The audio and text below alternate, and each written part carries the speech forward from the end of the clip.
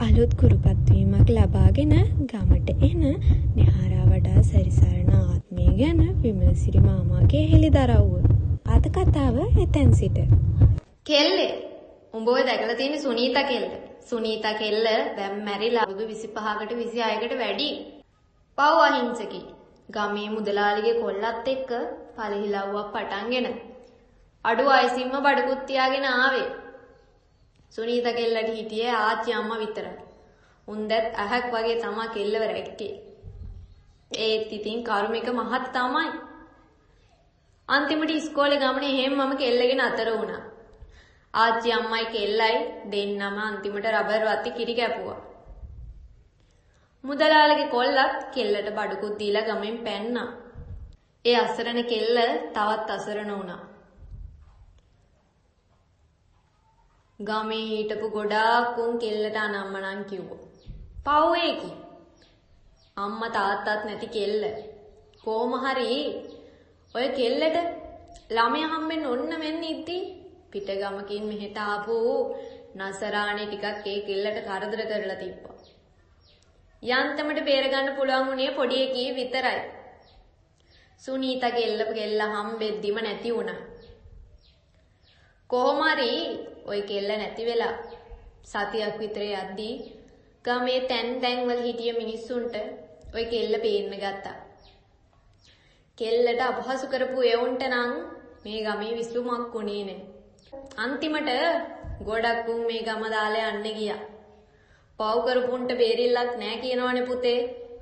කෙල්ලට කරදර කරපුන් රබර් වත්ත ඇතුලෙන් මැරලා හිටියා. එකෙක්ට ණයෙක් ගැහුවා. මට අද වගේ මතකයි කෙල්ලේ එක කොල්ලෙක්ගේ මූණ බලන්න බැරි තරම් සවුත්තු වෙලා තිබ්බේ. එකෙක් ගඟේ පැනලා මැරලා තිබ්බා. ඒ කාලේ පුතේ මේ ගම අමු සොහොනා. කොහොම හරි ගමේ මුදලාලිටවත් බංගලාවේ ඉන්න විසුමක් උනේ නැහැ. උනුත් මේ ගම අතහැරලා ගියා. මට මතක හැටියට සුනීතා කෙල්ලගේ ආච්චි අම්මා සුනීතා කෙල්ලගේ පොඩි කීව හදාගන්න මහත්තයෙකුට දුන්නා. ඊට පස්සේ ආච්චි අම්මත් ගමෙන් ගියා. මං හිතන්නේ ඒ කෙල්ලටත් දැන් යස වයසක් ඇති. ආච්චි අම්මා නම් දැන් ඉන්නවද දන්නේ නැහැ. උන්දට ඒ කාලෙත් වෙන වයසයි. කොහොම හරි අදටත් ඔය සුනීතා කෙල්ලගේ ආත්මෙ එක තැන්වල මේ ගමේ පේනවා. තරහින් මැරිච්ච මිනිස්සුනේ පුතේ සුගතියට යන්න බෑ. പ്രേත ආත්ම ඇතුළෙම හිර වෙලා ඉන්නවා. පිනක් දහමක් කරන්න කියලාවත් කවුරුත් ඉන්න එකක් ඈ. ඔහොම විස්තර කතා කරලා අපි තුන්දෙනා විමල්සිරි මාමයි ගෙදරින් යන්න පිටත් වුණා. කොහොම හරි එන්නම හවස් වුණා. මට ඇත්තටම සුනීතා ගැන පව් කියලා හිතුණා. හැමෝගෙම යාට වෙලා තියෙන අසාධාරණයක්. ඒත් ඉතින් මම කියලා මොනවා කරන්නද? අපිට පුළුවන් වුණ එකම දේ තමයි සුනීතා වෙනුවෙන් පින් දෙන එක. ඉතින් දිලිනී මායි ප්‍රියයි අපි තුන්දෙනා එකතු වෙලා පුළුවන් තරම් සුනීතාට පින් දුන්නා. එක දවසක් මං ආයෙමත් සුනීතාව හීනෙන් දැක්කා. එදා තමයි එයා කියපු දෙයක් මට පළවෙනි වතාවට ඇහුනේ. එයා මට කිව්වේ පරිස්සමින් ඉන්න මගේ පුතේ මම යනවා. ඒත් එක්ක මම නිින්දෙන් නැගිට්ටා. ඇයි එයා මට පුතේ කිව්වේ? මං එයාව දන්නේවත් නැහැ. මං එක කොච්චර අමතක කරන්න හැදුවත් හැමතිස්සෙම මට ඒක මතක් වුණා. ඒත් එක්කම මට මතක් වුණා විමලසිරි මාමා කිව්ව කතාව. සුනීතාගේ පොඩි හදාගන්න දුන්නා. මගේ කන් දෙක ඇතුලේ ඒ කතාව දෝංකාර දෙන්න ගත්තා. ඇත්තටම මේ මමද? මං දන්නේ නෑ මේ මමද කියලා. මං ඒක ගැන හොයන්න පටන් ගත්තා. මගේ මානසික මට්ටම හොඳ තත්ත්වයක තිබ්බේ නැති හින්දා මං ඉස්කෝලෙන් දවස් කිහිපයක නිවාඩුවක් ගත්තා. මං මගේ ගෙදර ගියා. එතකොට මේ දේවල් හරියයි කියලා මං හිතුවා.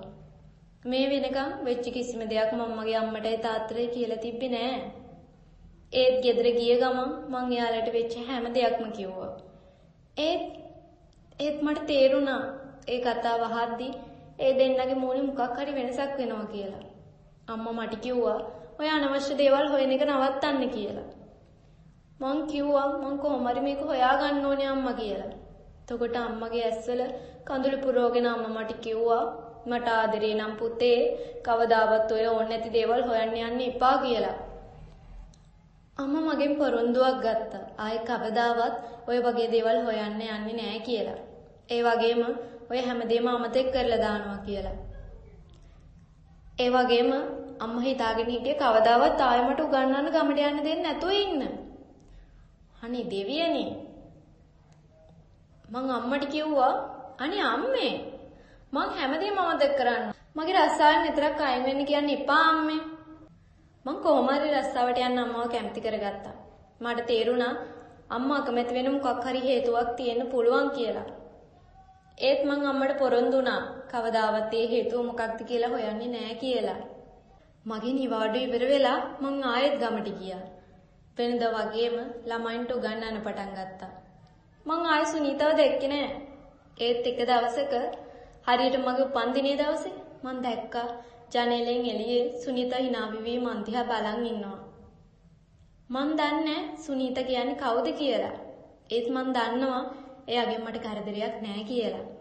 ගෙවිලා ගිය අවුරුදු කිහිපයටම හැමදාම මගේ උපන්දිනේ දවසේ මං සුනීතාව දකිනවා. ඒ වගේම සමහර දවස්වලට මගේ හීනවලටත් එයා එනවා. සුනීතා කියන්නේ කවුද කියලා මං දන්නේ නැති වුණා. එයා හැමෝගෙම අසාධාරණයට ලක් වෙච්ච එක පුංචි ගෑන් ළමයි. කවදාවත් කිසිම ගෑනු ළමයෙකුට එහෙම දෙයක් වෙන්න හොඳ නෑ. ඉතින් අදට මම මගේ කතාව ඉවර කරනවා.